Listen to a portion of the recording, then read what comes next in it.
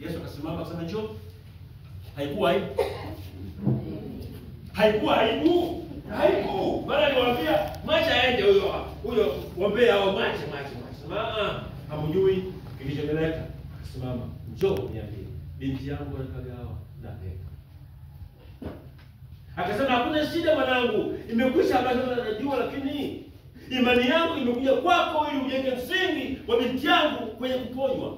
Sawa, lakini kumbuka imani yako na dini yako na dhehebu lako na maisha yako hapa tena Sidoni.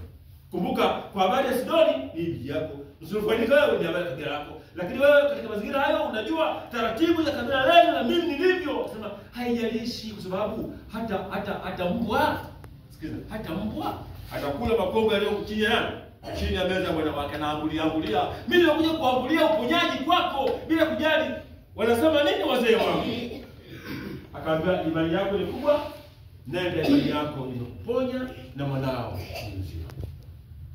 Ndugu zangu, imani